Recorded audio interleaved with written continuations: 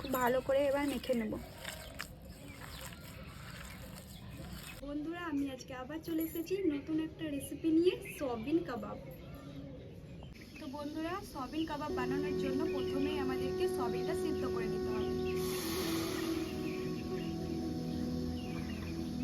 তো আমি এখানে 150 গ্রাম মতন সয়াবিন নিয়ে নিয়েছি, আপনারা আপনাদের পরিমাণ মতন নিয়ে নেবেন।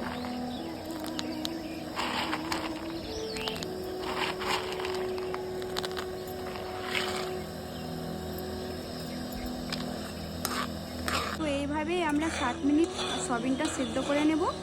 সেদ্ধ হতে থাক, ততক্ষণ আমরা আলুটা কেটে নিই।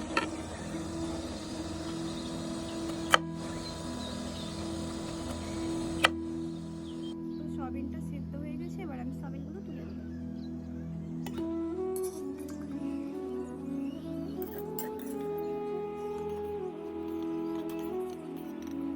সয়াবিনে আমি 3টে মতন আলু নিয়ে নিয়েছি, আপনারা আপনাদের সয়াবিনের পরিমাণ মতন আলু নিয়ে নেবেন। তো আমি এই আলুগুলো সেদ্ধ করতে দেব, 10 মিনিট সেদ্ধ করে নেব। তো আলুটা 10 মিনিট সিদ্ধ হতে থাকুক, ততক্ষণ আমি এগুলো পরিমাণ মতন কেটে নেব। ধনিয়া পাতা, পেঁয়াজ, রসুন, লঙ্কা, আদা। পেঁয়াজগুলো ঠিক এইভাবে ছোট সাইজ করে কেটে নেব।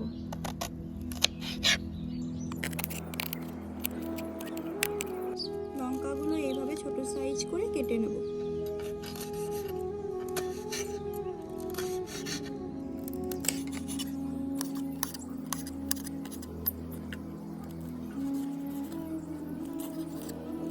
লঙ্কাটা কেটে নিয়েছি, এবার আদাটা ছোট সাইজ করে কেটে নেব।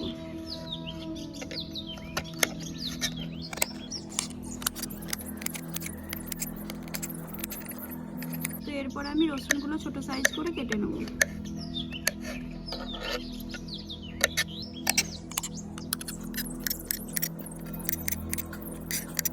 তো এরপর আমি ধনেপাতাগুলো এরকম করে কেটে নেব।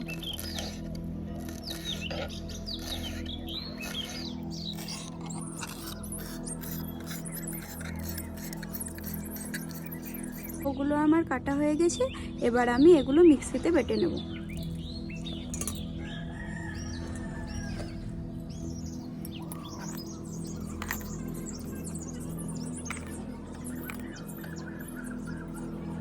তো সয়াবিনগুলো আমি বেটে নিয়েছি, এবার সব কিছু দিয়ে মিক্স করে নেব।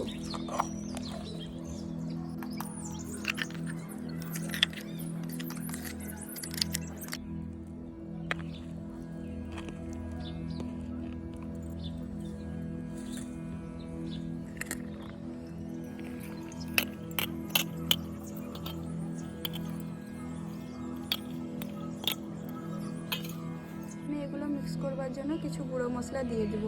জিরা 1 চা চামচ, কাশ্মীরি লঙ্কার গুঁড়ো 1 চা চামচ, ধনিয়া গুঁড়ো 1 চা চামচ, হলুদ সামান্য দেব, পরিমাণ মতন কর্নফ্লাওয়ার দিয়ে নেব।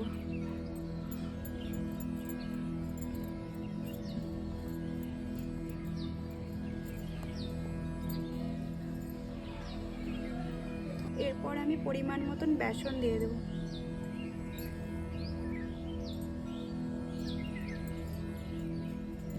মতন লবণ দিয়ে এগুলো আমি মিক্স করে নেব।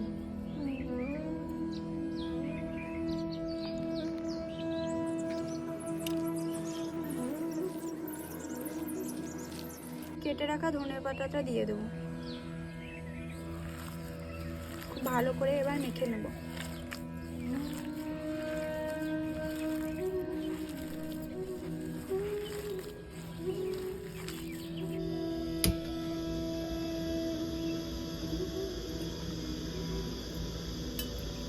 কড়াইটা গরম হয়ে গেছে, তেলটা দিয়ে দেব।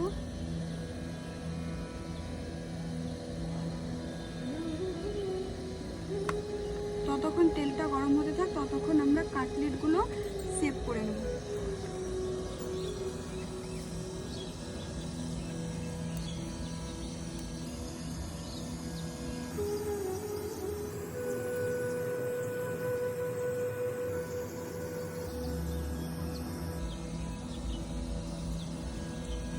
আমি এরকম শেপের করে নিয়েছি, আপনারা আপনাদের ইচ্ছের মতন করে নেবেন।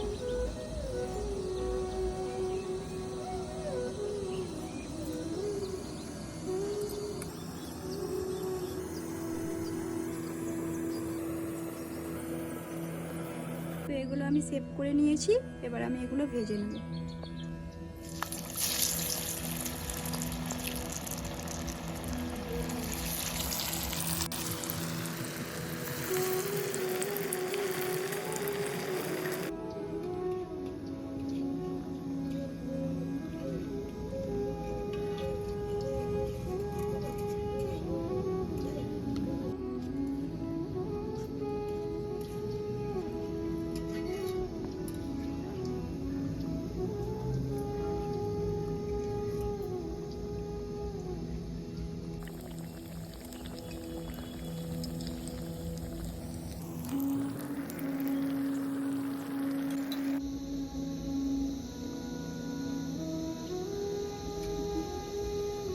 তো আমি লাল করে ভেজে নিয়েছি, এবার আমি তুলে নেব।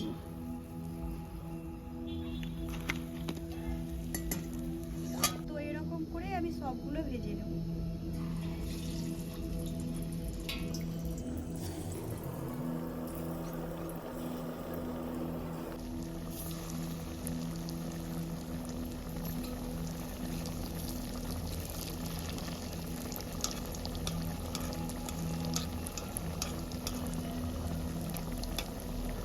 তো ভেজে নেবার পরে আমাদের সয়াবিন কাবাব রেডি।